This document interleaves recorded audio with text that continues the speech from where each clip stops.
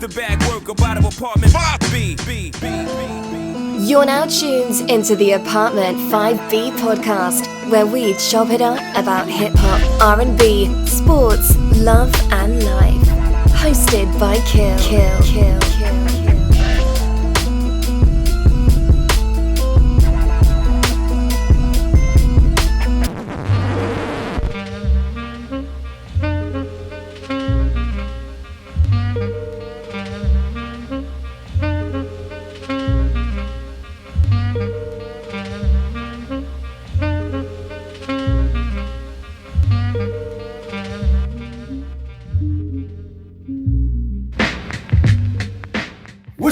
What's good? You tune in Apartment 5B podcast hosted by your man Kill. I got my squad with me in effect. As always, ladies first. Porsche, what's good? How's it going, Kill?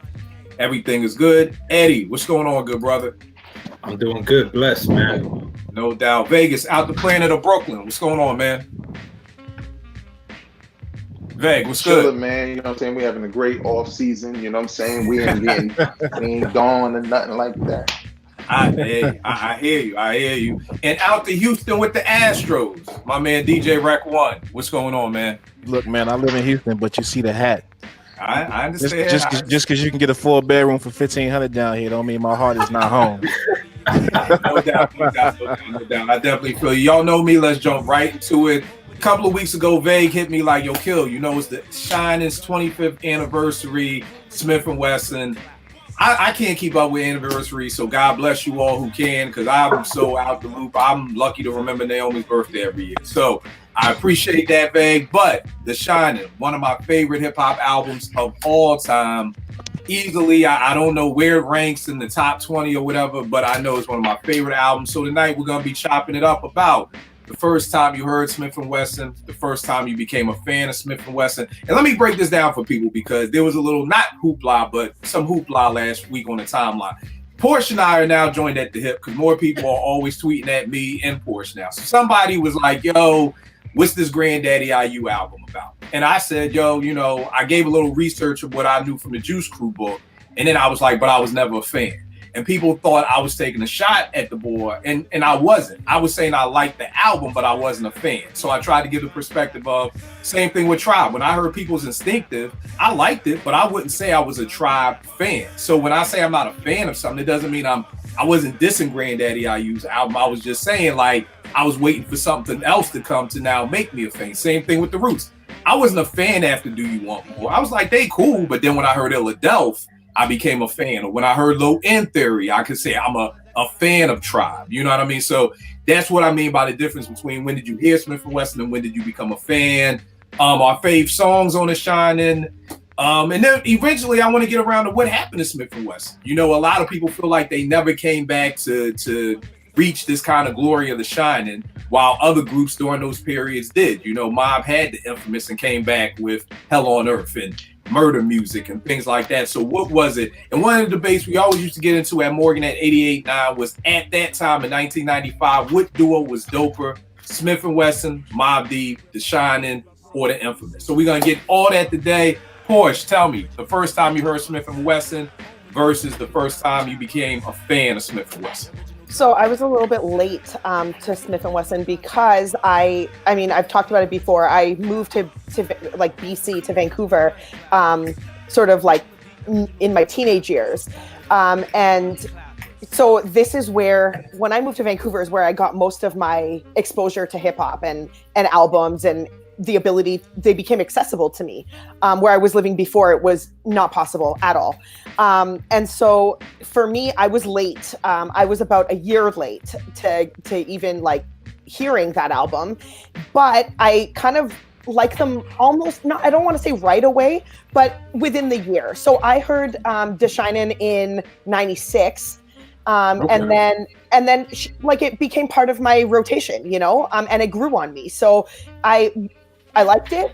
When I really, really became a fan was probably, I would say, off of that album, yeah, about a year later. All so right. About 97. All right, no doubt. Rec, what about you? So I probably became a fan, or like when I first heard them on the Black Moon joint. I didn't know that's who they were because I you know, that Black Moon was new at the time. But I first heard them on the Black Moon album. And I mean, I thought it was cool, you know, like I'm like, okay, this album is dope. These guys, they spit. But when I heard Bucktown, that's when I first got hit to like, okay, are these the same guys? And I realized they were. And that was it for me. I was a fan from that moment on. It's funny because that's the nickname for the part of the city I grew up in. They call it Bucktown. So it stuck, man, just because of the name of the song and just that's the part of the town I'm from. So that's when I knew. All right, no doubt. Eddie, what about you? Yeah, pretty much the same as Rec. I remember hearing them on that Black Moon album. But you know, it's kind of like, all right, you hear this album, you know who the main act is, but you don't know who's really featured on it. And then, yeah, same thing when I heard Bucktown. I became a fan, and then Soundboy Burial. After that, it was a wrap. It's like, man, these dudes are serious. All right, no doubt, no doubt. Brooklyn, Veg, you tell me. You was in Brooklyn at the time. What was it with you with the first time you heard Smif-N-Wessun and became a fan? All right, first of all, I gotta do a mic check. Y'all can hear me? Yeah, you good. Okay, because I can't hear anyone else. Oh damn. Yeah, I can't hear anyone else but you.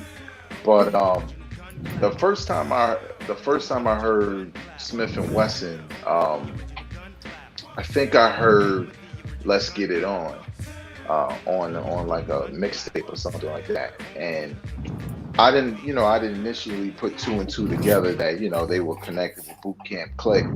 You know what I'm saying? I remember seeing a bunch of cats in the videos, but Black Moon videos, but I didn't know who was who at that time, because Black Moon was new to me. But I remember I heard the song and I was like, damn, what song is this? This song is crazy. And I remember not too long after that, the video came out. And once I saw the video, like I instantly went to the record store probably that weekend and had to pick up the single, partially because, I really liked the record. It was real grimy sounding, you know what I'm saying? It was that mid-90s traditional sound, and and they was from Brooklyn, so there was a sense of pride there also with this new group coming out. And I loved the back and forth they had, so a lot of that, I found really dope.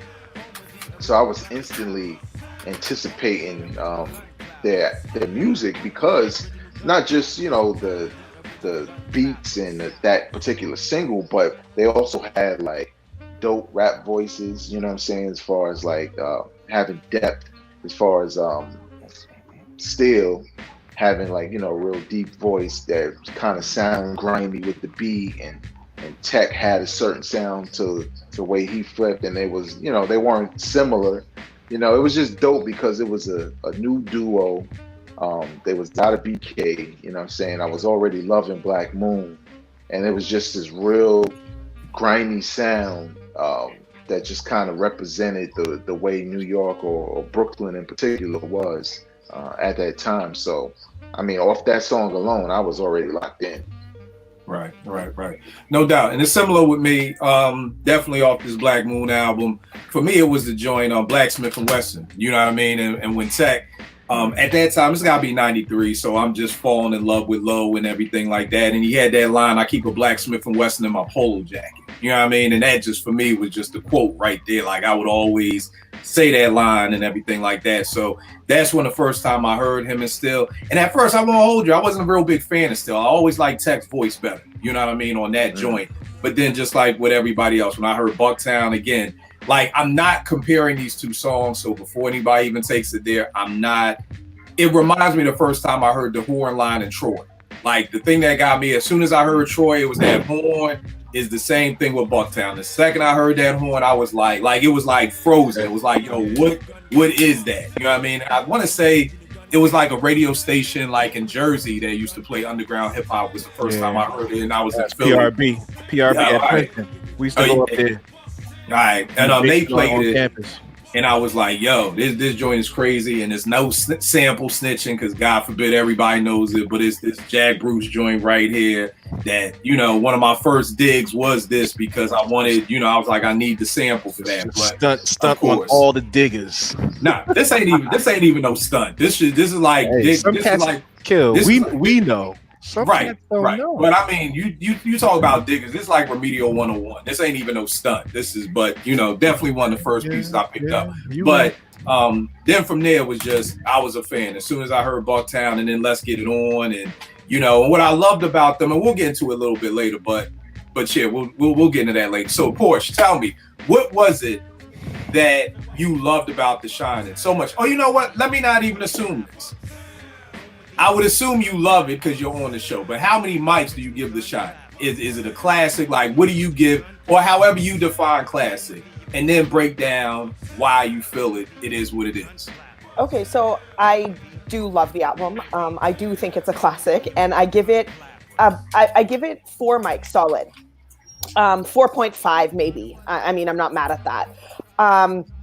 And what I like about it is, honestly, I'm huge on, and I don't want to overuse this word, but honestly, cohesiveness of this album, and how, like, the rappers and the producers just sound, the chemistry is seamless. And like, you know, Tech and Steel aren't phenomenal rappers. They're great rappers. They're good, and they're great, but they're not exceptional. Like, you know, are why we think Big is, or, you know, Nas is, or whatever.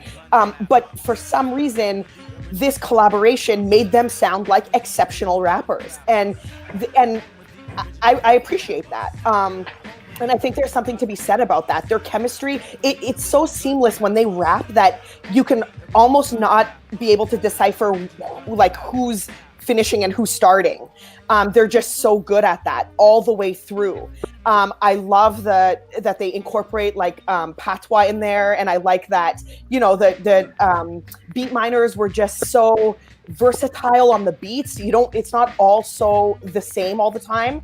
Yeah, I think this album kind of checks all the boxes. So for sure, a classic for me. And I do love the album. All right, no doubt. Veg, what about you? For me, I think I give it 4.5.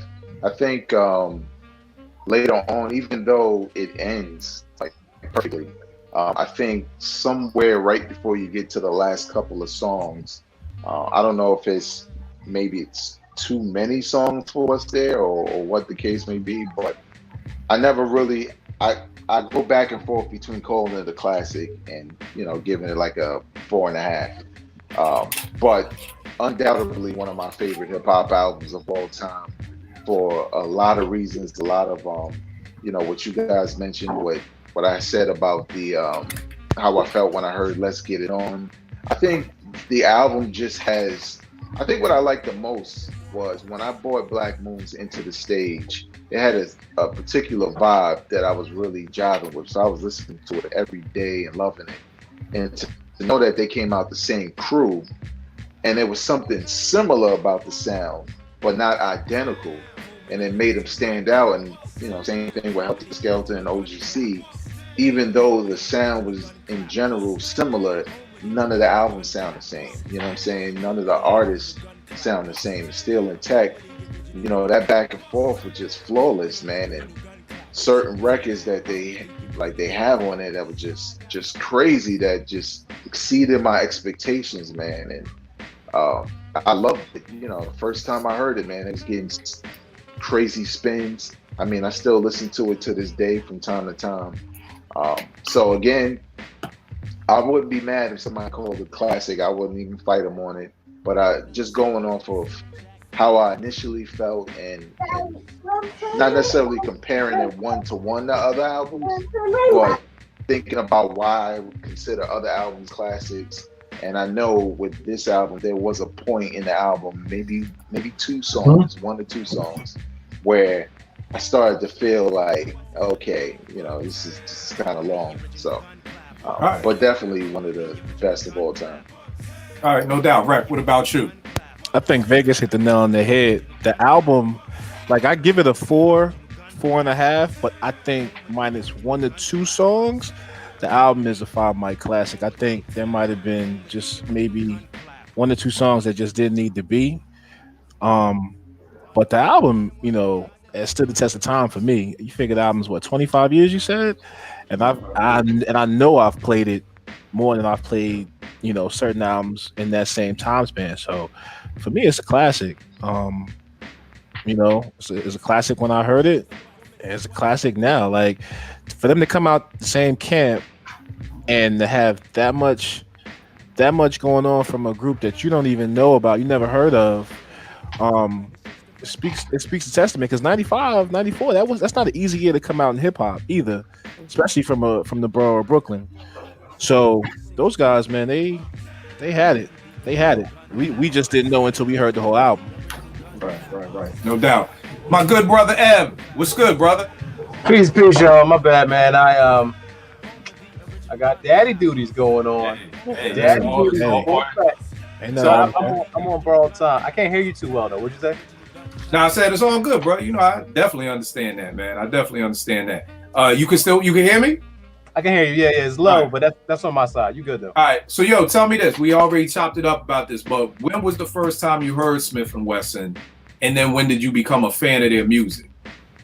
I came in a little bit of Vegas talking about his story. It's kind of similar, man. I started with Black Moon. I was a big Buckshot fan. I was a huge Black Moon fan. So I used to run into the stage. You know, I used to just play that thing over and over and over again. And then when Smif-N-Wessun came out, it just to me that was like my introduction to the boot camp Clik. When Smif-N-Wessun dropped, and like the same thing, you know, I'm sure somebody, you know, you guys have said already, like, you know, them being down with Black Moon, and then you start to understand the Beat Miners and who the Beat Miners was, because even on End of the Stage, I knew them. I was familiar with them, but I didn't necessarily know the depths of what they did. And that Shinin album, man, was just it was my introduction to it, and it made me like a hella 5 fan. I just bang with them cats hard. To me, I hate to say it though, I feel like the Shinin was probably their best record, personally. But you know, it is what it is. But yeah, that was my first introduction to Smif-N-Wessun, was from that. And I remember hearing, I don't know if it's, I kind of want to find out if this is true or not. I remember hearing a long time ago that actual Buck and 5FT were dancers for Smif-N-Wessun. I don't know if that's true. I don't know if anybody else heard that story or not. You know what, bro? Here's the thing. I've got a whole list of fun facts here about the Shinin, and that's one of my fun facts that we both shot up about. That's one of my fun facts. In fact, I'll give it to you now, just in case you got to bounce. What it was is I never knew this, and I always give props where props are due. This is coming from Brian Coleman's Check the Technique book, which I talk about all the time. It has the whole breakdown of the making of the Shinin. And they were saying how Still is older than everybody. You know, he's like one of the oldest ones in the crew. So Still was performing at the Apollo on an amateur night, and he needed dancers, and 5 Foot and Buckshot were his dancers. Buck and 5 were both dancers before they were MCs. So Still was the first person who was actually rhyming out that whole crew or whatever like that. So that is, they weren't dancing for Smif-N-Wessun, but they did dance for Still. When I didn't know that. He first got started. Yeah, so that's but I got a whole list of fun facts here for that's some short ass dances. This is my call right here, man. I'm gonna bounce out because I'm not gonna make this show, obviously. Hey man, Kosi can hang out with us, man. I try to get in when I can, y'all. I try to get in when I can. Hey, if you get back in, jump back in, good brother. Indeed. All right, man. All right. Ed, what about you, man? What was your what do you give this? Is it a classic? What is it? Why do you like it so much? Yeah, man.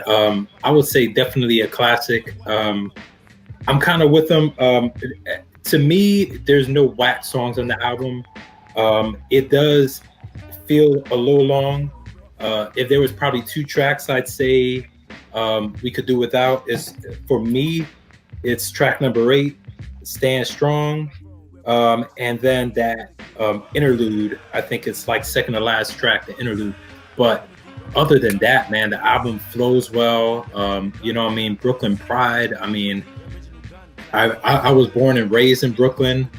So, you know, to hear that, you know, songs like Bucktown, you know, shouting it out, and then just kind of using that as slang throughout the album.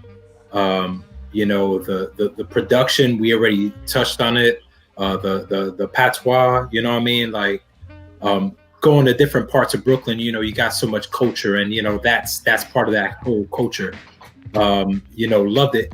I actually would say that The Shining is a stronger album to me than Enter the Stage, because much like Porch, I appreciate an album that flows well, an album with consistency, and I felt like we had that on The Shining. I feel like with Enter the Stage, because of, you know, maybe the recording process, they had some older songs and some newer songs, you know, it just sounds a little disjointed. You know, Buckshot sounds, you know, one way on some songs, and then his voice sounds completely different on others.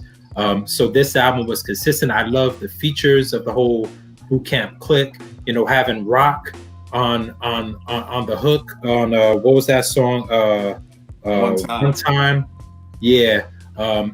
You know, that Sean Price verse on Session at the Dogly. I mean, you know, the whole thing was just a masterpiece to me. So, you know, I'll give it 4.5 to 5 mic, you know, depending what day of the week.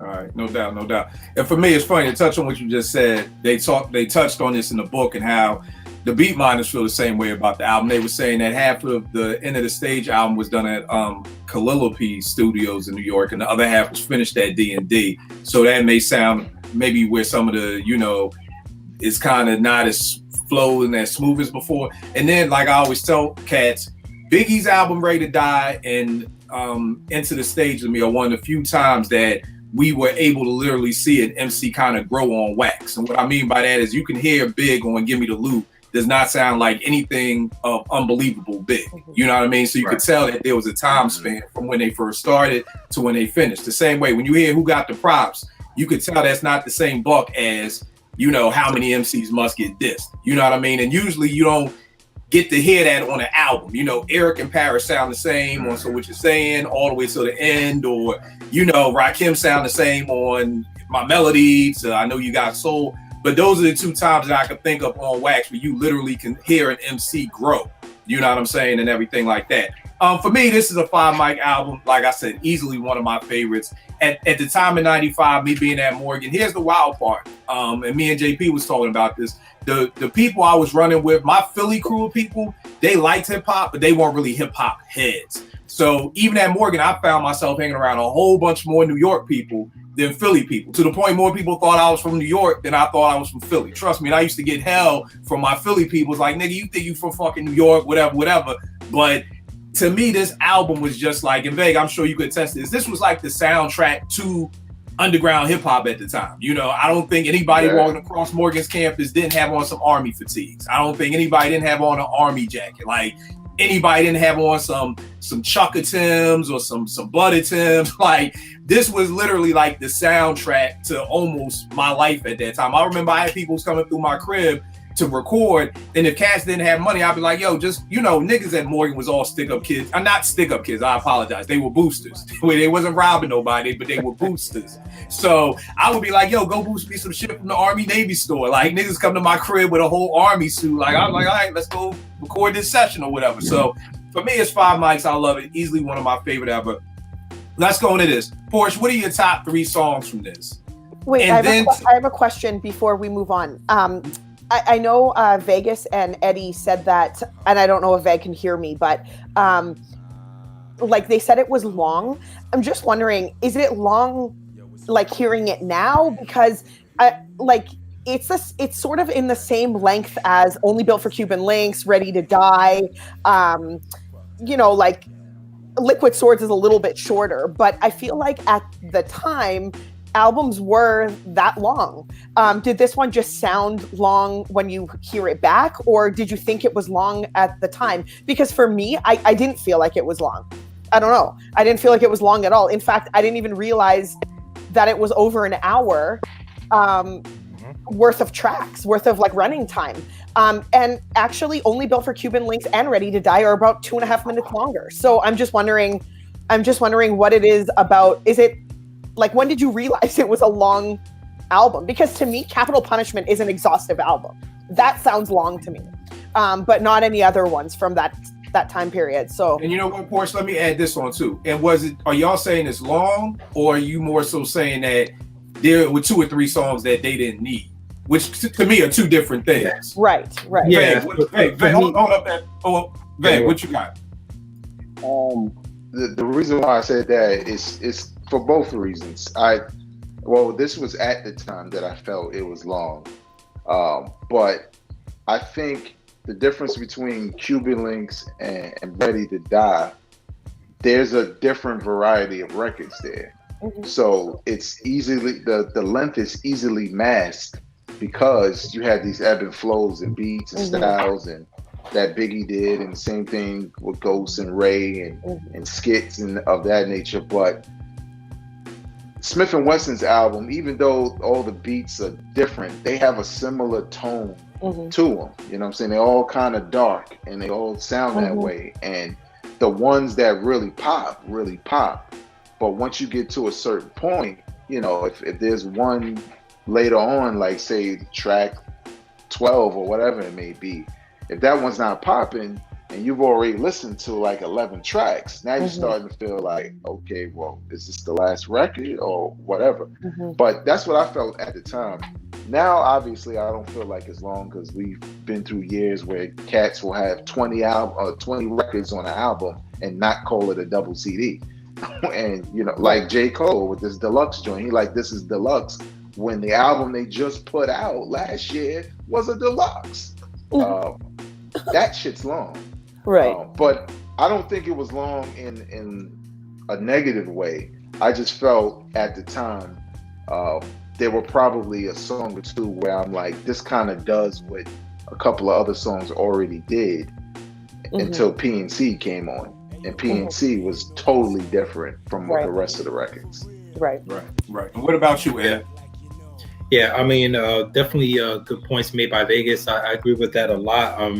I you know, the album flows really well. I do agree that sonically is very similar. I think what stands out to me is, you know, at least now to my more mature ear, like I was 15 in '95 when this came out.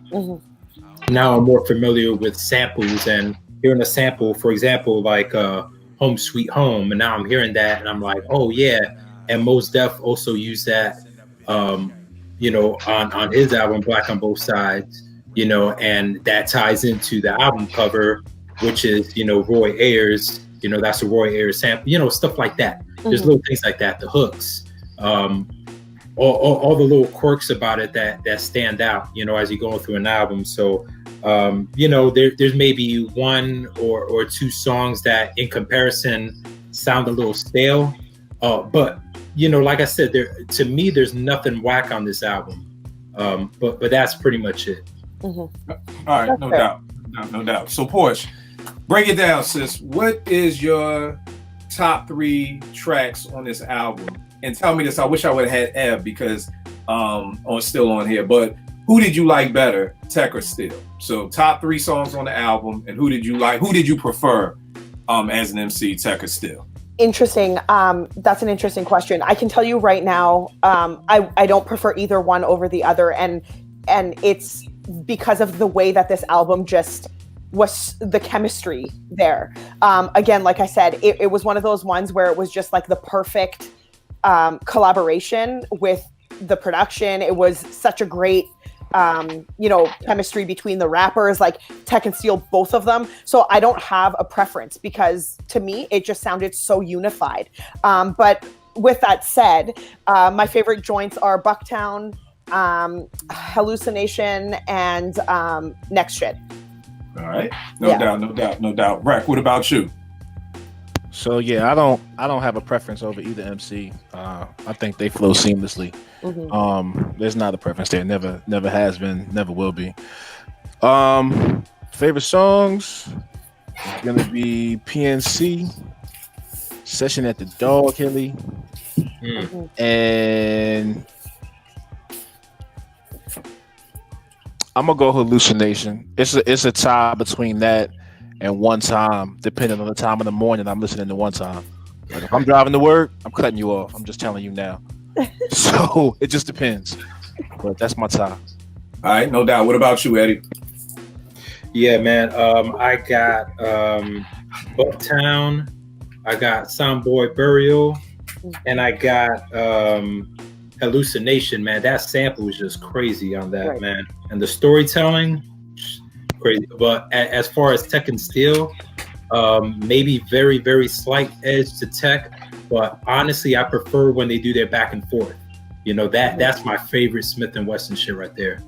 All right, no doubt. Back and forth. And what about you, Veg?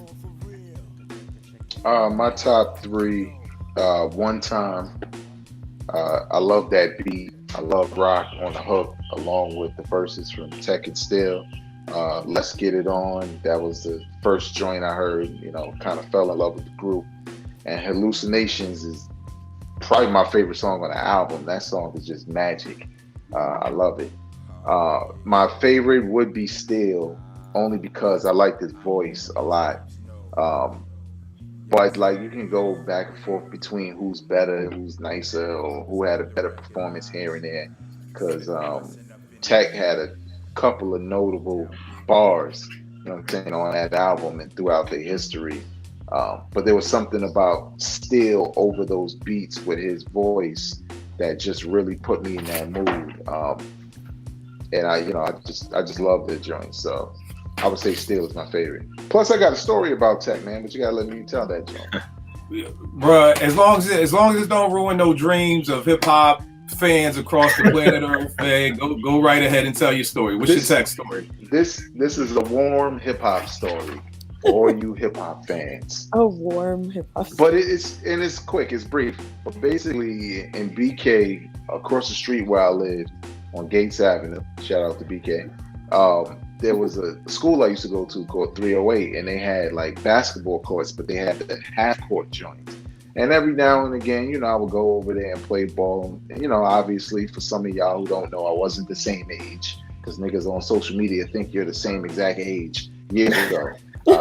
But you know, I was a young cat, and you know, I went out there to play ball. So there's one time I went out there to play ball, and you know how you always get somebody to come through when, you know, an older dude that he want to play. So we let this dude play. He take off his shirt. He is busting our ass. Like, I mean, everything. Crossing us up, dunking on us. And I'm like, because he don't live around my way. I'm like, who the hell is this cat? And the funny part is, I think I knew his cousin because I had seen him several times before. I'd seen, you know, obviously his cousin, but this dude who was just killing us at basketball. And you know, when somebody killing you in basketball and you don't know them, you kind of recognize their face. So when Smif-N-Wessun came out, I'd be damned if it wasn't Tech who was the one who was on the court busting our ass. Because I was looking at the video like, damn, because he looked a little darker to me in the video. So I was just like, nah, that can't be him. Maybe he have a twin. Because this dude was, you know, lighter. But nah, man, that was him. So, see, it's a nice story. I'm a kid. Tech from Smif-N-Wessun is busting our ass before he drops an album. Because the album came out maybe a year later. So, all right. I know, Vague, your stories be ruining shit. So, you know, whenever Vague will text me, when I got a story, and I'm like, do I really want to hear this story, Vague? Like, you know, I still want to believe in Easter Bunny. So, for me, my top three songs, I would go with Session at the Dog Hill, Soundboy Burial, but I gotta put the asterisks on it. I want the remix version. I want the video version. And even though it's not a lot different, there are some subtle things that are different in the remix version that's not in the original version that make me like it more. And one of this, and this is not, again, no sample snitching, the Wipe Your Mouth joint. You know what I mean? For some reason, I always love that sample. It's this Ahmad Jamal joint right here. Yeah, I always love that.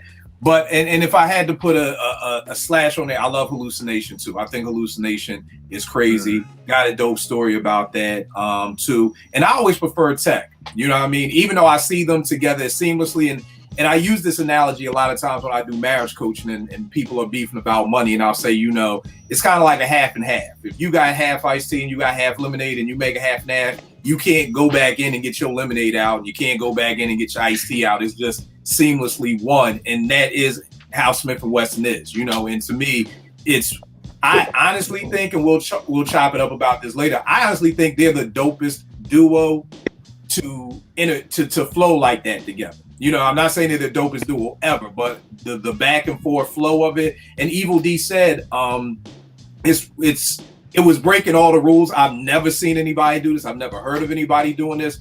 But whenever they would record this album, they had 2 mics set up in the booth and they would record at the same time, you know, and that's an engineer's nightmare because the vocals are bleeding together. If you're hired, like, but in Evil D said in that book I just showed y'all, check the technique, that like, yo, this is like against the grain. This is against every rule of recording music, is to put 2 people in the same studio and give them separate mics, and because the voices are going to bleed together. And what I mean by bleed is normally somebody in Vegas is at my house recording, he's recording one track and it's all Vegas, it's clean. And then if Rec is in the group, Rec will record his vocal on a whole nother track, so I can mute them if I need to turn Vegas up or turn Rec down. There's nothing in between, whereas doing it like that is just, like I said, that's an engineer's nightmare. But it worked. You know what I mean? Obviously it worked because this is how they did it like that. Before we go into the next piece, I just want to talk about some of these fun facts about it. Fun fact that still had a group called Most. And I talked about this before with people in the 90s, that we had to make every group, our names mean something. So Most stood for Men of Steel first. You know what I mean? And then they went on to make it sound, they turned it into Major Organized Sound Troopers. that's what, and I love these stories because I swear every rapper had like a horrible first rap name. Like before Naughty by Nature, it was like, I think they called it the New Style. Like everybody had these horrible names. So the name of their group was Major Organized Sound Troopers. They had to be big fans of G.I. Joe or something like that. But you know what it is too, Vague. This was the time where your name had to be. I told people, Ed-O-G and the Bulldogs stood for something. I forgot what it stood for, but it stood for something. United Leaders. Damn, I forget what it is. Living lovely off. Right. Sounds. Yeah, that's it. There you go. So for all the old young people out there, yes, us old people would make names, so they had to come up with something. And in this group, it was still Tech, Supreme from the Representatives, and Rock. Like that was the group, was those 4. You know what I mean? Never knew this. Tech is actually 2 years younger than Still. You know, seeing them together, I just always assumed same age. I already told you about the thing about 5 foot and them at the dancing for him. The first 3 songs recorded was Bucktown, Let's Get It On, and a joint that never dropped on the album called Nothing But the Money. Another thing, Let's Get It On. Another thing that cats don't know, the Beatminers almost didn't produce the album because Nervous Records still owed them royalties off of Into the Stage, and they were like, we're not doing nothing else with Nervous, you know, until we get our money right. But they didn't want to leave them hanging like that. Def Jam actually wanted to sign, Chris Lighty wanted to sign Smif-N-Wessun to Def Jam, but they stayed with Nervous because they felt like with Nervous they were able to put out music quicker. Like people were saying they record a song on Monday and have the test pressing by Friday, versus they knew with Def Jam it would take them forever. They'd get caught up and they would never come out. This was the wild part to me. Into the Stage was recorded at night. They were going midnight to 6 a.m. But then as soon as they finished recording, they would go to master. And Evil and Walt were so tired, they said a lot of stuff got fucked up in the mastering because we were so sleepy. So the Shiner was recorded during the day. And they said it just fucked up everything because Tech and them were like, yo, we don't smoke weed during the day. We smoke weed at night. Like, so, but they were saying the good thing about D&D too was there's no windows, so you really don't even know it's daytime because you're in there and everything like that. But it sounds like such a nighttime winter album. So for me to hear that it was recorded during the day is kind of crazy. The Beat Miners for the remix. One of my favorite remixes is the Recognized remix. And one of my favorite videos when they just looped the Grover Washington sample. Still wanted the Beat Miners to do that. If people don't know, in 1995, just looping up Grover Washington's Just the Two of Us was a cardinal hip hop set. So the Beat Miners was like, nah, fuck that. We ain't doing that. So Still actually was the one. That's why it's produced by Still, because the Beat Miners was like, nah, we ain't touching just no loop. You know what I mean? Because also at the time, Will Smith had just used Just the Two of Us for the song about him and his son. So that would have just been a very bad look for the Beat Miners to just have looped that up. And the Dog Hilly was actually Still's mom's crib. And he was like, at the time, he was like, yo, I didn't even live there no more. Top Dog is Still's actual brother. Top Dog lived there. They said Ruck lived there for a while. Tech lived there. That basically it was like, yo, if you got kicked out the house or you was on the street, like you would go stay with Still moms. So like that was the jump off, but you couldn't stay there during the day. Like you had to go to school. Like you couldn't come in, but after school you could come, you could stay. If moms threw you out, you could come stay at Still mom's house, which I thought was dope. And the last thing, since we all loved Hallucination, they were saying how Evil had been in some sessions with Tribe during Midnight and he heard Lyrics to Go, because Hallucination is a Minnie Riperton sample. So basically, this was Evil's like attempt at making a Lyrics to Go with the high note of Minnie Riperton and everything like that. And Walt said something similar, that he was in a session for Midnight Marauders and he heard Oh My God, and then he came back and made Keep It Moving. So that was like, you know, like the and the reason why I love these stories is because this is like in the Beat Miners touched on why hip hop was so great during those times, because it was like they were all in competition with each other. Like it was like, I gotta try to, and there wasn't no beef. It was just like, yo, I gotta try to outdo Pete. I gotta outdo Tip. I gotta outdo this person. I gotta, so it was always that pushing yourself to that next level to kind of make your contemporaries proud of you and everything like that. All right, so tell me this. You got the infamous with Mobb Deep. And a lot of people don't even realize this. It's funny, I told somebody my age this, they never even knew it, that Havoc was on Into the Stage on the joint You the Man. You know what I mean? So at some time or point, Mobb, or at least Havoc, was cool with BK, and I'm always wondering, damn, why didn't we ever get no Mobb Deep, Queensbridge, Brooklyn, posse cut with Noyd, Hab and P, and Smif-N-Wessun and everybody? But like I said, at 889, we used to go back and forth about this. At that time in hip hop, who did you prefer, Smif-N-Wessun or Mobb Deep, the Shinin or the Infamous? Porsche, what about you? I preferred Mobb Deep and I preferred the Infamous. And I think I don't know, like I can't really give a reason why. I just gravitated towards Prodigy and Havoc.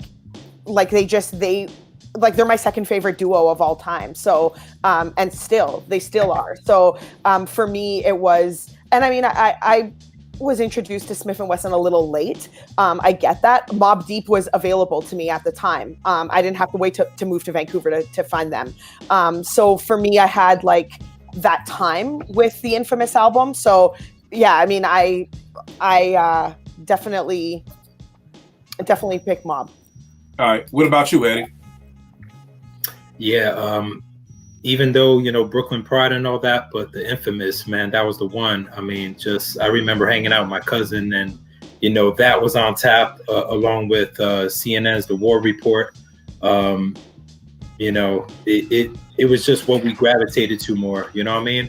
And, Bucktown and, there was joints on, there was joints on the Shinin that, we would obviously, play, throwing the mixes and stuff.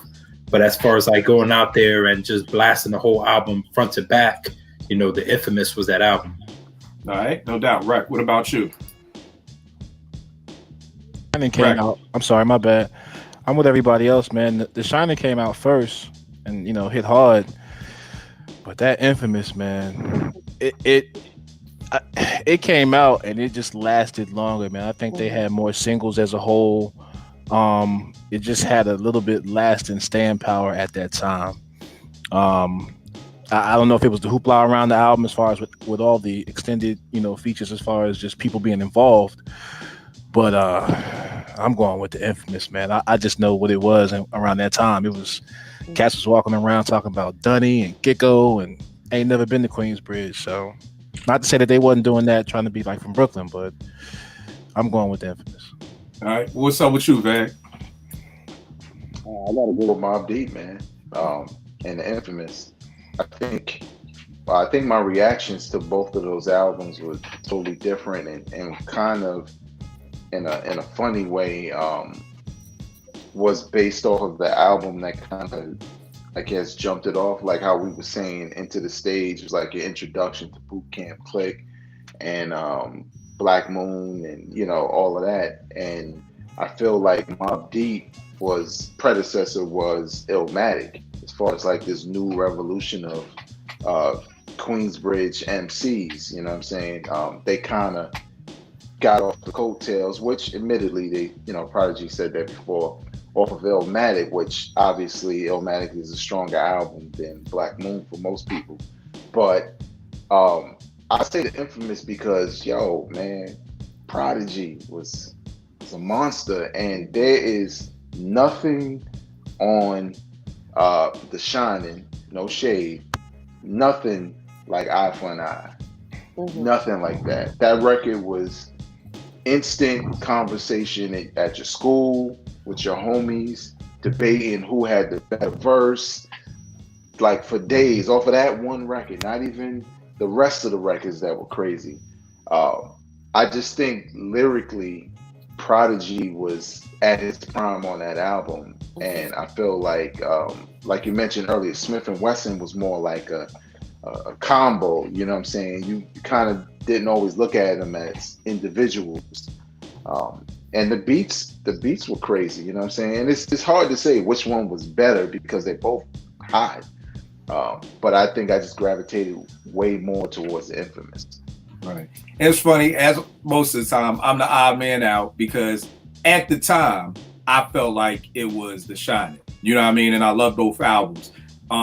Now, years later, I look back and I would choose the Infamous, you know, but at that time, I was always the lone soldier, champion, you know, the Shinin'. And I think for me, and a lot of it has to do with me being a producer first. You know what I mean? Because I don't think I really started getting into like how, like, and everything y'all are saying makes 100% sense. It's true that Prodigy was just a monster.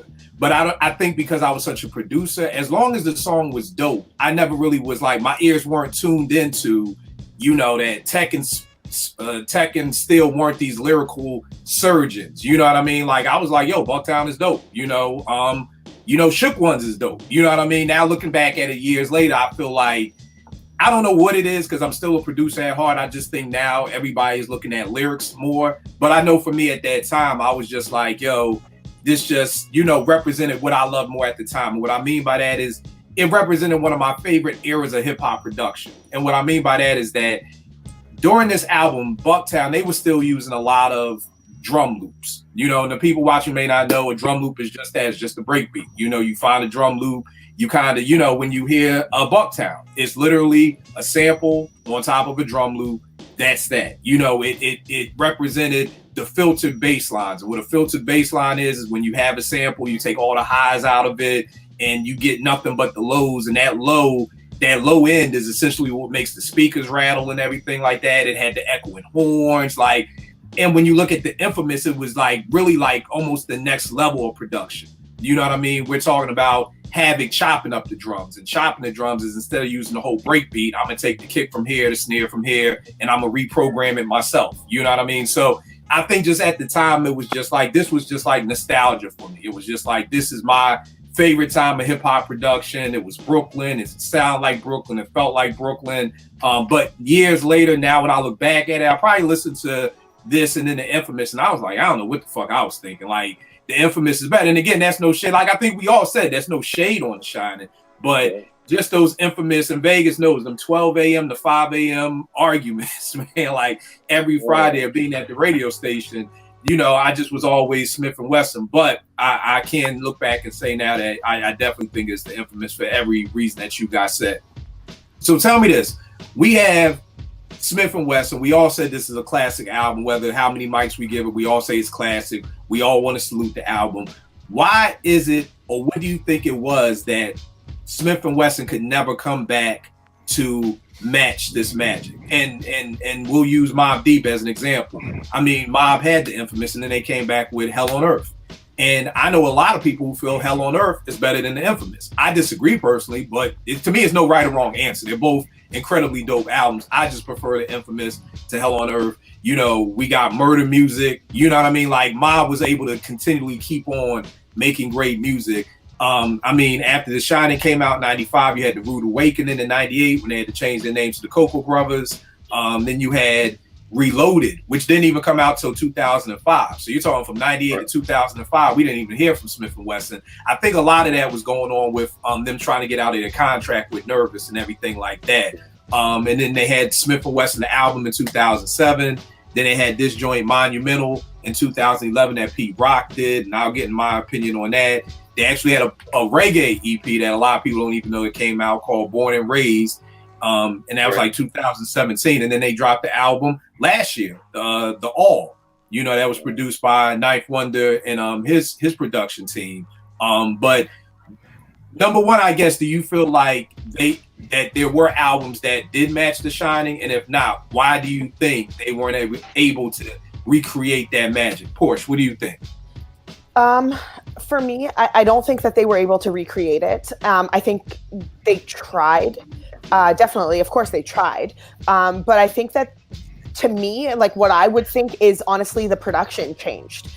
They weren't teaming up with the Beatminers anymore. And as I'm saying throughout this entire kind of time, has been that I feel like the Beatminers brought out the best in them, and their everything, like cohesion, like the flows were so seamless, the beats were just complementary to that, and you can't kind of recreate that if you're not, like, if you're steering away from that, you know. So I think The Shining is kind of like, it's on its own, and I think that the gap between 98 and 2005 was kind of a really big one. So a lot changes in that time period, right? So the sound of hip hop changed. You have, like, from even, like from The Shining to the 2005 release, which was, what was it? That was the Reloaded. Reloaded.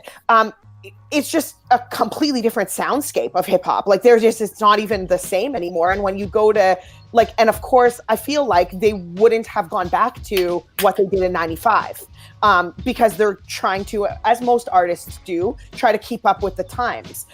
So for me, I just think that they weren't able to ever come back from that. And it's honestly probably based on production. And I'm a lyrics over production person, but I do get why production is so important on an album, because it's things like this. It's exactly things like this that the production needs to carry it. And it just didn't. So. Right. Because it's essentially the rhymes aren't changing. You know what I mean? Like, I can't say. That's the thing. And that's exactly the thing. So, so where is it missing? It's missing on the production side. And yeah, I mean, Kill, you always say if you love an album, it's probably due to the production. The production is probably what's grabbing you and engaging you initially. So yeah, that's just what I think. Eddie, what about you? Yeah, for me, I think the name change did not help, because you know, anyone who was checking for Smif-N-Wessun, right, and now you have that, you know, 3 years gap, and now you don't even know the album dropped because now they're Cocoa Brothers. And, you know, I think, you know, mentally, when you look at a name change like that, oh, now they're Cocoa Brothers, you start getting ideas in your head. All right, what is this going to sound like? It's going to be different. And, you know, like you said, Kill, you know, Beatminers only did 1 or 2 tracks on it. You know, the Chemistry album, there was a few joints I liked. You know, I think, you know, the Monumental album, you know, I'll put it like this with that. I think the production, I don't necessarily think it was the problem necessarily. It just maybe wasn't for them. You know, Pete Rock did his thing. Maybe the production wasn't for them. And I think another issue I see with them is, as far as lyrics and you know, their content, it's kind of straddling the fence. You know, they're getting older. You know what I mean? They're still trying to talk about the same things and maybe talk about it in a little different way. And if I'm honest, my favorite Smif-N-Wessun album since the Shinin is probably the one that got released this year, the All. And my reason is, and I know it doesn't sound anything like the Shinin, but I felt they finally embraced their maturity, which I kind of felt was holding them back. You know, they embraced their maturity, and me as you know, now I'm 40, you know, I could relate to a lot of the stuff that they were saying in that album and the way they were spitting. You know, say what you want about Ninth Wonder. I feel like Ninth Wonder gave them a good backdrop for that content. All right, no doubt. What about you, Rep? I agree with Eddie and Push. I more so lean on the fact the reason why the second album didn't work is because of the production. I think they did the best job they could to let people know that the name change was there because of the lawsuit or whatever. But I think didn't the B minus break up or something like that around that time? Well, really what it was, and they didn't break up. For some reason, there was some hoopla that to this day I've never heard or found out where there was a discrepancy. There was an issue. Yeah, there was an issue. Somebody sent me something that like Helter Skelter was on like Rap City back in the day talking shit about the beat miners. Okay. So I think that was a problem too. I think they may have not been prepared for that. I don't think they were prepared for that from a production standpoint. And I think that kind of threw them in a situation where they just had to kind of get what they could get production wise. No, I don't think they've ever been able to recreate, you know, everything from around the Shinin. That's a hard task, man. 95, the soundscape of what they put out, you know, they caught wind hard, and I don't think 97, 98, that particular sound, no, they weren't doing that. So I don't think they would have ever been able to catch the sound of 97, 98. I just think they were at the tail end of a great era and just got caught up, you know? All right, no doubt. What about you, Vic? For me, I think I think the Shinin obviously is their hands down their best album. I think the reason why they were unable to really capture that again, at least in that way, was mainly for what everybody else said. You know what I'm saying? The beats changed. I think in some ways also the rhyme styles got a little bit more aggressive. Like they always had like aggressive lyrics, but everything was laid back on the Shinin for the most part. Even when they were aggressive, they didn't really raise their voice or fit a bunch of words in their bars. They kind of kept it kind of even killed, you know what I'm saying? And I felt like once they got some of those different beats, they started to try to match those beats. And unfortunately, when they had to change the name to the Cocoa Brothers, I just wasn't here for none of that. Like, yo, y'all named the Cocoa like Cocoa Bread? Like, nah, man. Nah. So I couldn't do it because I was in love with the sound on the Shinin. You know what I'm saying? I wanted that sound. I wanted I thought their sound as MCs matched well with the beat miners beats. I thought it brought out the best in them as far as the quality in their voices as well as lyrically. And like you said, lyrically, it's not like they got worse because they really did. It was just because they didn't get the right beats to match their sound. It's similar to like Snoop. Like anytime Snoop works with Dr. Dre, it takes you right back to the Chronic. It takes you right back to Doggy Style. Doesn't matter how old he gets, it feels like home compared to when he started dibbling and dabbling with too many different sounds. You know, there are producers that worked with Snoop, but it's nothing like Snoop and Dre sound. So it was the same thing with the Boot Camp and Smif-N-Wessun in particular. And even though I like the All a lot, and I like the joint with Pete Rock, I wrote them off after a while because, like you said, that gap with all those changes, the Cocoa Brothers and different beats, and I'm already not liking that. And then they take this long period of time off, and between that time, you done had, you know, Jay-Z ascend, and 50 Cent emerge, and all these different things happen, and you come out with an album, and the last thing I liked from you was 1995, and here you are in 2005. Like that's too big of a gap in hip hop, at least at that time. But I'm glad to see that they were able to come back, because with what we said about Camp Clik and changing that sound, not having the beat miners, it was bad for everybody except Sean Price. Sean Price is like the ghost face of Camp Clik, because once he stopped doing the Helter Skelter thing, he kind of maintained that sound, and that sound never left his music at all, for the most part. And as you can see, it did the same. You know, it was bad for Black Moon just as well as Smif-N-Wessun. So I think that was the major thing with them. Right. I feel you. And again, me, especially being a producer, is that. But Vay, before I go to my thing, I want to touch on something you said with Sean P. I think the dopest thing about P was that P knew who he was.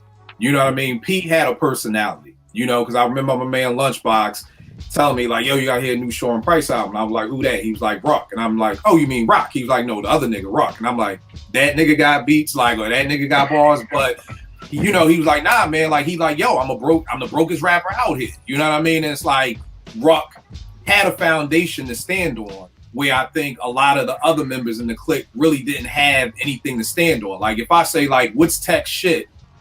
Can anybody tell me like something about Tech? Like, is there anything you could tell me about Buck or, you know, Top Dog or Strang? Like with Sean P, you could be like, yo, that nigga don't give a fuck. Like it was something about P that he just stood on that everybody just loved. And I always say, yo, P was one of the few MCs from the 90s that still I would get excited when he'd be like, I got something new coming out. You know what I mean? Like, and it's not too many MCs from the 90s. People will say, oh, I'll listen to it. Niggas will listen to anything, but are you hyped for it? But whenever I'm like, something new by Sean P, I'm all ears. He had his own style, like that whole P. Like Sean P he had his own shit, whereas I don't think not a lot of other people in the clique really had their own sound or their own foundation of who they were. So I think that's why for a huge piece, because I don't think anybody, same like you just said, Veg, that anybody could have told you Ghostface, nobody was going to believe you in 1993 if you said Ghostface Killer is going to be the dopest rapper still standing in the Woo. You know, nobody would have believed you. You know, as soon as Helter Skelter broke up, I was like, yo, I feel sorry for that other nigga. Like, I never even called him Rock. He was always that other nigga. Like, I feel sorry for dude because Rock got the voice, so it's a rap for him. And look who proved me wrong for many years. I think the big thing I remember after the Shinin' and all those albums, they finally was doing the Boot Camp Posse album called For the People. And I remember being hyped for this. Bezo, Shadi, all the Roots, all us Morgan beat producers was hyped. And when we heard that album, we was like, yo, what the fuck? And it was Buck doing the beats and still doing the beats, and there was no samples. And we was like, yo, what the hell is going on? You know, and it's one of those. Let me try to say this in a nice way, because y'all know Cassidy is my man. I'm not throwing shots, but y'all all saw the video of Cassidy really enjoying that beat that he was making. You know, he was really enjoying that beat. And my thing is, if I played you that beat, Cass, you are not bobbing your head like that to that beat, you know? So it's obvious to me that when you're an MC making a beat, you hear something that just you can zone in on. So, because I'm like, I don't even know how y'all left the studio. After making Into the Stage and The Shinin' and Nocturnal and The Storm, how did y'all go into the studio and hear these beats and be like, yo, I'm gonna rip that? Like, come on, you know what I mean? So, and then I think some of the production with The Rude Awakening was the same thing. Like, and I want to do a show about this, and we got to do some research on this, because in 97, I moved to Atlanta. I graduated Morgan, I moved to Atlanta. And Vega, I always tell people, old heads will understand this. In Superman 2, Superman decides to get with Lois Lane. He's got to be human, so he gives up his power. He gets into a rumble at the diner, and he gets punched, and his nose starts bleeding, and he's like, oh shit, like I'm human. That's how I felt when I moved to Atlanta, because it was like, oh shit, I gotta buy music. Like, for the past 6 years of my life, I done been getting everything for free. Now I gotta buy music. And it's 97, and I brought Mike Geronimo's album coming off The Natural, and I was like, this album's gonna be incredible. It was whack. I brought The Rude Awakening coming off of the Shinin'. I was like, this is gonna be incredible. It was whack. In my life, the J album, I felt like it was half whack, half good. But even that, something about 97 changed. And we got to do the research. And I mean, of course, something with the label. But to me, it's just no coincidence that 4 people's follow-up albums to these classic albums, and I was just disappointed in them all. You know what I mean? But I think that happened. And I think the biggest thing, and you all touched on it, the beat minus sound. It's something about it. You know, like Eddie, you said, there's nothing wrong with Monumental. But to me, Pete Rock just doesn't give you the beat minus sound. You know what I mean? And there's nothing wrong with that. I mean, it's the same thing with Derringer. Derringer gives Griselda a specific kind of sound. Do I like Griselda over Pete Rock beats? Yeah, it's dope. Is it better than him over Derringer beats? Not in my opinion. It's something about that gritty, grimy stuff that Derringer just gives you. And it's just like, no, and the same thing, like you said, with the My All album. There's nothing wrong with them Ninth Wonder beats. It just isn't that. You know what I mean? So for me, that's why they just have never been able to come back. And Veg, you made a great point. You all did with Prodigy. I felt like while other people were stepping up their game lyrically, they just stayed the same. You know what I mean? Like, so now you got ball players all doing the Euro step. Imagine if you just still had somebody doing the boring crossover. Like, that's Smif-N-Wessun to me. Like, they weren't getting better. They were just still doing the same moves that when you watch basketball in 2019, it does not look like basketball from 1995. Nah. You know, it's a whole new style to play in this game. And, you know, they just never got better. You know what I mean? So I think that all those things kind of get to this point to where, like I said, I'm talking to people who I know love hip hop, and they like, yo, I never knew Smif-N-Wessun had 6 more albums out. You know, and like Veg, like you said, nor did I care because I wrote them off, you know, 10 years ago. You know, so, but at the end of the day, were you gonna say, Portia? Sorry, I just have to say one thing. I know we keep bringing up like Mobb Deep and stuff, and especially to this point that you're saying like everybody else was stepping up their game. We also got to remember that like Mobb Deep stepped up their game because Juvenile Hell was shit. Right. Like Jizza stepped up his game because the debut was shit. You know what I mean? Like these albums that kind of came out at that time were also like what was happening before that. I feel like Smif-N-Wessun sort of had, I think they think, or maybe they thought they had some sort of like, you know, safety card or something where whatever they were just coming off like entered the stage and they were dope on that, and then they do the Shining and they're dope on that, so they're sitting here thinking like, okay, well, we've got this, you know, whatever we do, we've got this. And it's not always the case. They just weren't able to bounce back like Mobb Deep was. I mean, Mobb Deep is like an example on its own for a lot of things because of how polar opposite Juvenile Hell and Infamous was. So I'm listening to all of this conversation and I'm thinking like, it's so tough to compare Mobb Deep to Smif-N-Wessun in that way because they had to step up. Otherwise, like Mobb would have never been able to recover, right? So, what were you gonna say, Beck? One thing on WNYC Studios, I know I work for them, but they produced a podcast called about Prodigy. It's mostly about his health, but he obviously talked a lot about hip hop. It does tell the story of Mobb Deep and hip hop from Prodigy's own words. And I think what he said about Juvenile Hell to the Infamous and why that change happened is the same thing that was present in Black Moon album, that was present in Hallucination, and a couple of people's projects. Illmatic happened. Nobody was rhyming like that. Like nobody, as far as the cadence. After Illmatic, a lot of people that would come out, like Mike Geronimo, reminded you a little bit of Nas and the sound and that cadence. And I think a lot of people were influenced, and Prodigy said that about the Infamous. He said, you know, they was doing what 90s hip hop sound like on Juvenile Hell at that time. But Illmatic came out and said, this is what the next level sounds like. And so they changed their approach lyrically, beat-wise, everything. Everything became more dark and sinister feeling and gritty. And lyrically, they cared more about the wordplay, but the commentary became more about the street. So it's easy to say that, you know, because Smif-N-Wessun had the benefit of coming out after some of these projects, they had people to look at, like you said earlier, Kill, things to compete with as far as lyricists. They could see that the bar was being raised lyrically. Because even on Into the Stage, they're rhyming a little bit different than what you get on the Shinin. They're a little bit more aggressive. And then they kind of dial it back, I guess, because of the beats. But I think that was one thing that I took, especially from that Prodigy podcast. It's called The Realness, by the way. That made me just think about hip hop in general at that time, because I'm like, damn, he's just straight said that they just heard Illmatic and they changed everything. And you kind of think that, but it's different to hear it from someone who actually did it. You know what I'm saying? And then the other thing too is, and I don't want to always. I feel like this is like, oh, the white man is keeping us down. I'm not using it as an excuse, but it's one of those. The label made me do it.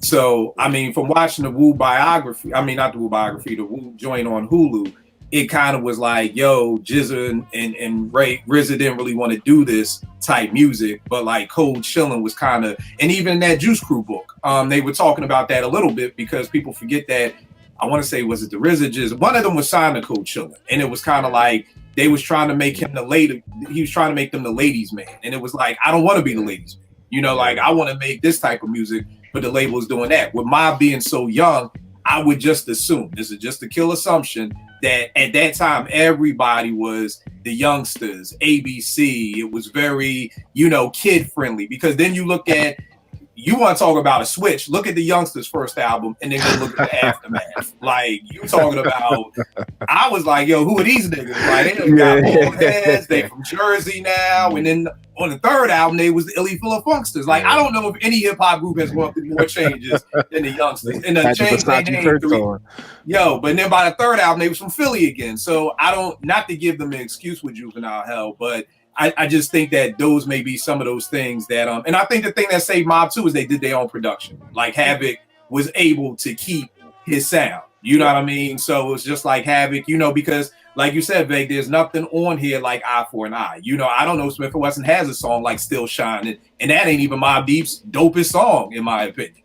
You know what I mean? Like, Still Shining was just, so again, I think there's so many things that play into that, but I just think the production was just huge. And like you said, Veg, the bar of MCing got raised so much that it was kind of just like, I don't know if they or anybody in the boot camp outside of Sean P could do that, because Black Moon dropped the album last year. I haven't heard anybody anywhere in the Twitterverse even mention that album again. You know what I mean? So, and that was all produced by the Beat Miners. And I mean, even as a producer, you can miss a step. You can lose a step. You know what I mean? If you're not keeping, and I don't think it's about keeping your ear to the streets to try to say for Evil D and Walt to try to make no beat for Meg Thee Stallion. You know what I mean? But for what Derringer did on the WWCD album for Griselda, those beats sound they don't sound dated to me. You know what I mean? I don't listen to the new Griselda album like, oh man, it sounds like some 90s boom bap. But I don't feel like Derringer is trying to go like get radio play either. You know what I mean? So I just don't think everybody knows how to just kind of keep up. But it's sad because, like I said, this to me is one of my favorite hip hop albums ever. So, I mean, I just was really looking forward to a long future. I feel like these dudes are like Tracy McGrady to me, like, or Grant Hill. Like, I was really looking forward to seeing a whole career of Grant Hill or seeing a whole career of Penny Hardaway, and we just didn't get it. You know what I mean? And then sometimes you forget about Penny. Most people don't forget about Grant, but you forget about the Jamal Mashburns. You forget about the players who were excellent players, but because of injuries just didn't happen. I kind of feel like that way with Smif-N-Wessun, because I knew after this, I was like, we're going to have a long, these dudes are going to have a long career, and they essentially did. You know what I mean? So always a dope show, y'all. Vegas, give them all the info. Yo, what's up, man? Hold up. You had like two other categories. Oh, my bad, right. man. What you got? I'm sorry, man. I suck, man.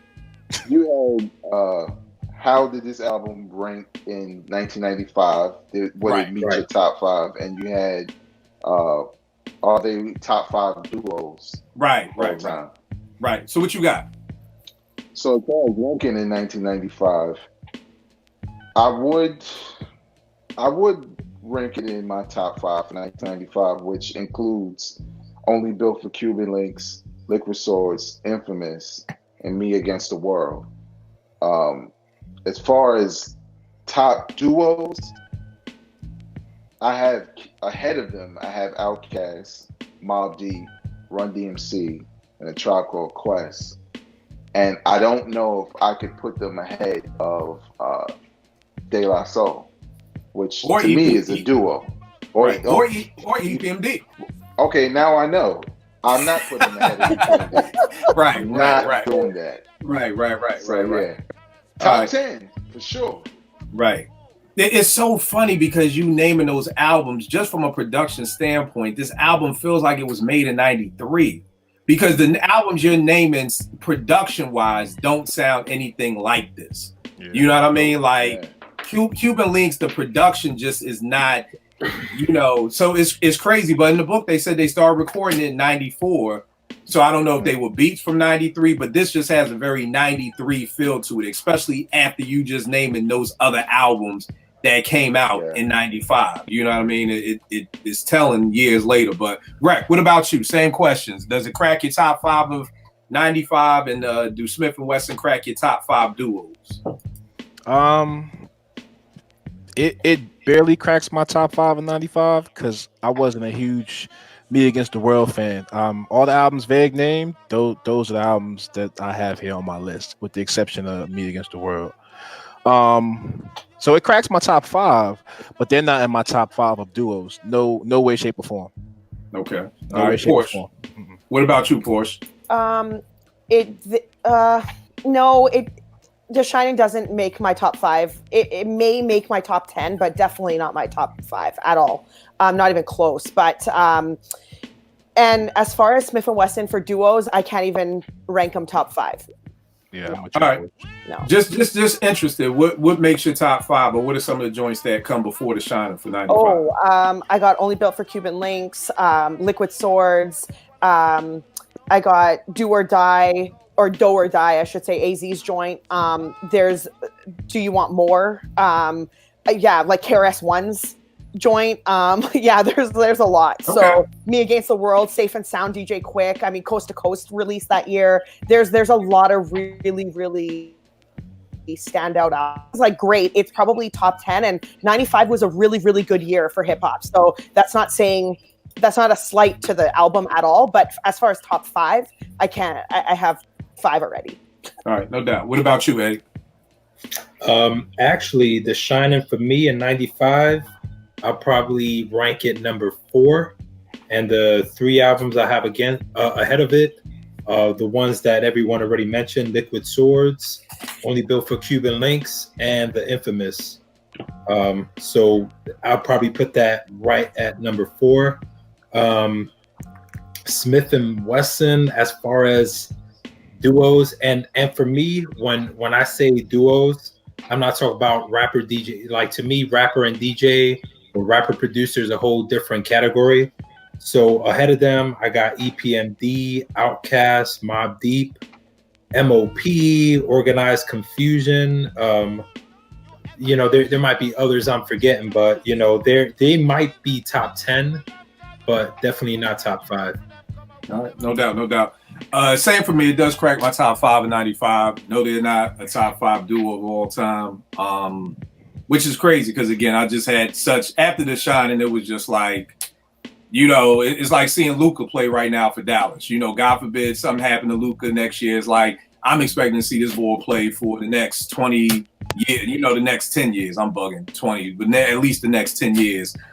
Too. And again, the album cover that Eddie was talking about, the Roy Ayers, he's coming. I'll never forget it. I was at my man Little Mike's house. We were going through his records to get stuff ready for Strictly Hip Hop. I saw this and just lost my mind. I was like, yo, that's crazy. And here's the 7-inch of the original joint. Like, this was the original picture before they went and put the eye in it like that. And then even on the vinyl, it's dope. They have it like that with the vinyl, with the picture on the vinyl, which is dope too. So definitely, again, one of my favorite albums, but like I said, I just wish we could have got more crazy music from the beat miners. Because I feel like people always have their groove. Like, it's kind of like the show we did with when Benny was like 97 Hove. Like, your favorite Nas, like 95 Nas or 97 Hove, or like, I just felt like the beat miners, they had their window of of opportunity as far as production, you know. And I just, you know, some of the joints, I got a best of Beat Miners mixtape, and you know, I'm like, yo, what if they would have gave that Rod Digger Tight to Smif-N-Wessun for the next album? Like, that may have been crazy, you know what I'm saying? Or what if they gave some of the stuff they were giving out to, you know, other artists to the beat, to, you know, to the boot camp? What would that have sounded like? You know what I mean? So again, that breakup, there's almost like, I always tell people, it's like the Funk Brothers leaving Motown. When Motown left Detroit, moved to Cali, the whole sound changed. And that was like the end of Motown. Like, because Motown was the Funk Brothers. You know what I mean? No matter how great the singers were, the artists were, whatever, it was the Funk Brothers. And when they left Detroit, it was a rap. And kind of like the same thing with I almost feel like when they left the Beat Miners, almost like them niggas left Brooklyn and I don't know, moved to, I don't know. I don't want to diss nobody else's town where they from, so let me shut up. But they moved somewhere else. They moved from Brooklyn. In a sense, you're right, man, because the sound left. When they talk trash about you know, Biggie, that's when it happened. You know, What'd you say, Vig? Okay. Say it again, Vig. I Okay. hear you. Okay. What did he say? I couldn't hear. He said when they talk trash about Biggie. Remember in the Soundboy Burial video, they had the little Biggie thing, and then they pistol whip String Wonder up in the stew. Yeah, so, there was some beef. I remember. You know, the street cred just went. Yeah, down the drain. Right. And then something else about that too is that I almost feel like they switched to gentrified Brooklyn. Like this right here was Brooklyn, and that non-sample stuff is that gentrified. Like Sky Zeus, he said, you know, shouts to my block and all the fiends that are crossing and new Goldilocks bitches screaming over porridge. Like that's it right there. You know that the new boot camp sound became the gentrified Brooklyn sound. So that's what it is. Vay, give them all the info, good brother. You can follow me on Twitter and Instagram at Vegas World INC, and you could check out my podcast, Hip Hop Now Podcast, available wherever you listen to podcasts. All right, no doubt. DJ Rec, give him everything. All right, man. So Twitter is at DJ Rec1. Instagram is at DJ Rec1 as well.